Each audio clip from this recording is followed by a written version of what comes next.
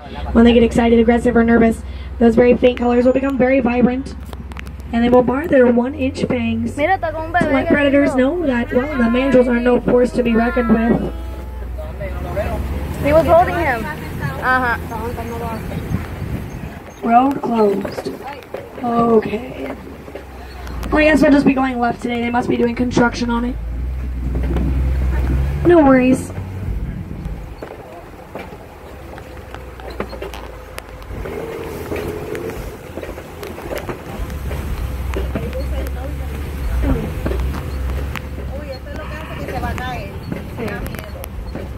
Alrighty, so this is a service bridge. Normally we don't ever take this bridge because it's not strong enough to hold us.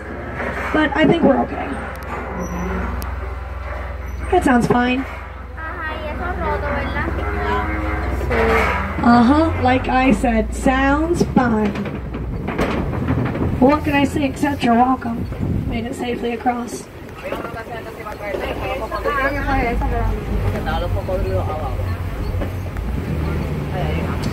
Alright, we are heading into some red clay pits, which is a pretty positive sign there might be elephants nearby. The deeper and further we get into these pits, take a look off on the right as well as to the left. You'll spot some pretty fresh tusk marks. Elephants use their tusks to dig out the red clay to get a vital dietary supplement of vitamins, minerals, and nutrients, things they don't get from their regular, everyday extreme greens. I do spot an African elephant just in the distance. Well, how do we know it's an African elephant, my friends? Well, after all, we are in Africa.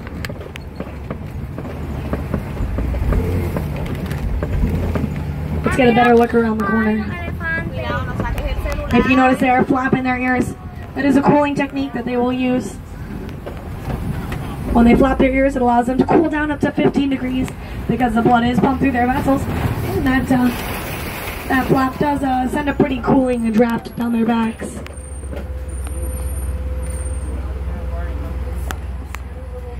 Elephants are a matriarchal society, meaning that the women are the ones that take care of business. After the males reach maturity of about 13 to 15 years old, they will leave the herd, living the rest of their lives in complete solitude.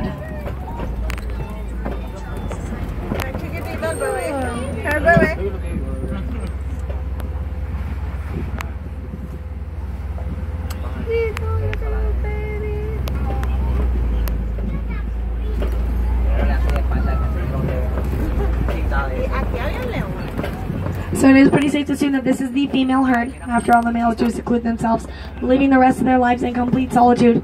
So the females that make up herds are the Grammies, the mommies, the aunties, the babies, and the cousins, until those babies and cousins are fully matured males. And then it's see you around the savannah, kiddo.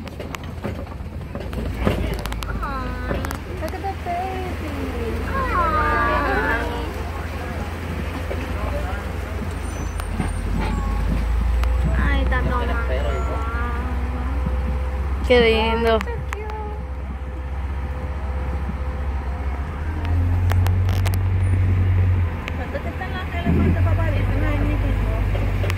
Over up on the left side, you can spot a flamboyance of greater flamingos. Flamboyance is named for a group of flamingos, and greater flamingos are the softest, most delicate shade of pink of all the flamingo species. If you look, you'll see those little gray fluff balls. Those are baby greater flamingos. They are born and hatch that dark gray color until about 1.5 years into their life, in which they will have reached full maturity. They will have had a substantial amount of brine, shrimp, and beta-carotene-rich minerals, which is the perfect diet to make a beautiful pink flamingo. Without that specific diet, they would be a grayish-whitish color, and they would never turn pink.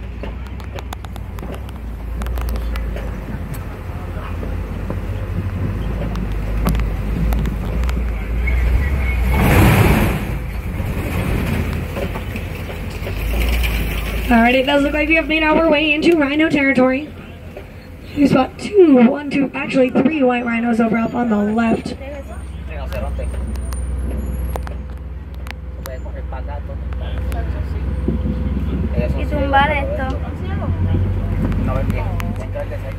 White rhinos and black rhinos alike have very similar colorings.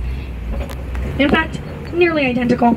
The only reason they are called white is because there was a mistranslation in Afrikaans. It is a white rhino, which means wide. Well, because they have a very square, flat mouth, very wide mouth, because they are grazers. So one day, there was an Afrikaans-speaking person that ran saying, white rhino, and the English-speaking person read it to be white rhino, white rhino. There really is no difference except for their mouths and their sizes. White rhinos are much larger than black rhinos. Black rhinos have a prehensile point on their upper lip because they are browsers. They do eat leaves, trees, and vines, all the goodies that grow from up above. Because that prehensile point is a finger-like creation, the same prehensile point that elephants have on the tip of their trunks, allowing them to become more efficient browsers.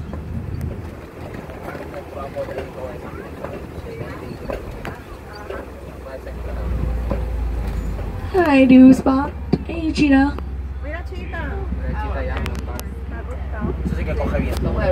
Cheetahs are the fastest land animals. They run about 67 miles an hour.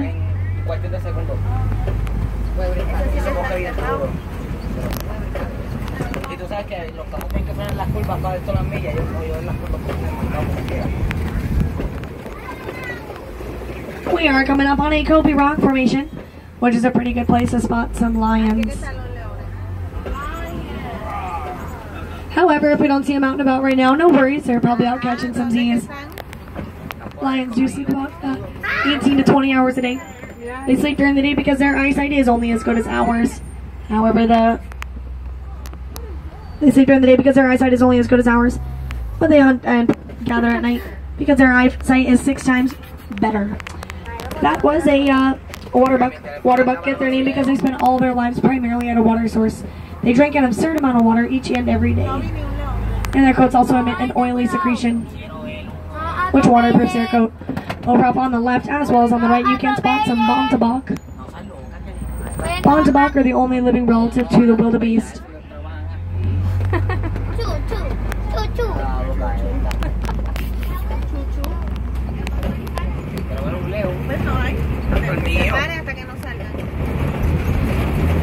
Just a couple of years ago, those bontabok were deemed extinct in the wild because there were only about 20 of them left in existence, which is currently less than the amount of people that are on this truck.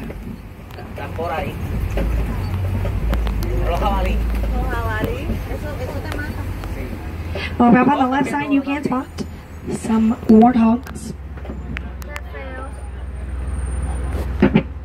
Warthogs are burrowing creatures. As you can tell, they've built their own burrows, but they also very heavily rely on the burrows of others. When they go to sleep at night, they'll back into their burrows, and they will have their razor-sharp tusks exposed, ready to defend themselves if any sort of situation arises. There is a small patch of ostrich eggs just over up on the right, as well as the family of ostriches just on the left. Ostriches are the world's largest flightless birds. While their wings have no flight purposes because their bodies are too heavy for their little teeny wings, they are to help guide and direct them. So while they are running up to their astounding speeds of 45 miles an hour, their wings will help guide and direct them in the direction they wish to go. They also lay the world's largest eggs. They are laid and weighed at about 3 pounds each. Their shell structure is so strong they can withstand a full-grown human being standing on top without a single crack.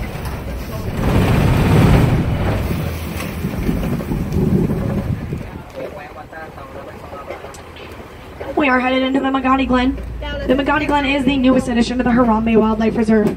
Now, there's only a couple of residents, but I do believe I see all residents present and accounted for on the left as well as up on the right. You can spot some scimitar horned oryx. Scimitar horned oryx get their name from those beautiful scimitar sword-shaped horns. They grow on top of their head. They're very well adapted to the dry and arid deserts as they do not break a sweat until their internal temperature reaches 115 degrees. Hanging out behind them, you can spot those yellow-billed storks. Yellow-billed storks are one of the more vicious and carnivorous birds in the reserve. They do eat just about anything they find. Insects, fish, frogs, snakes, other small birds, whatever fits the bill.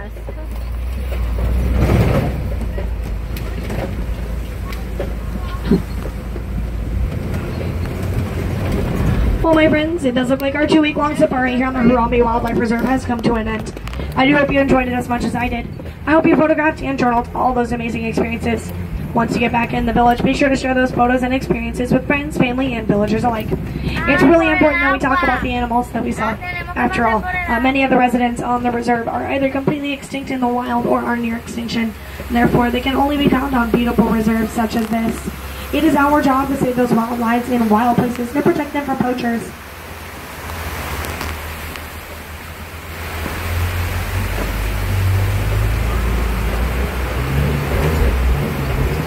Is there any wilderness explorers on board?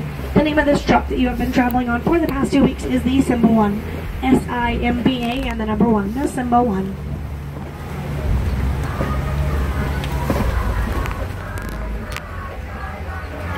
Again, my friends, my name is Savannah. It's been a pleasure to drive you, well, not just on the Savannah, but all over the Harambe Wildlife Reserve.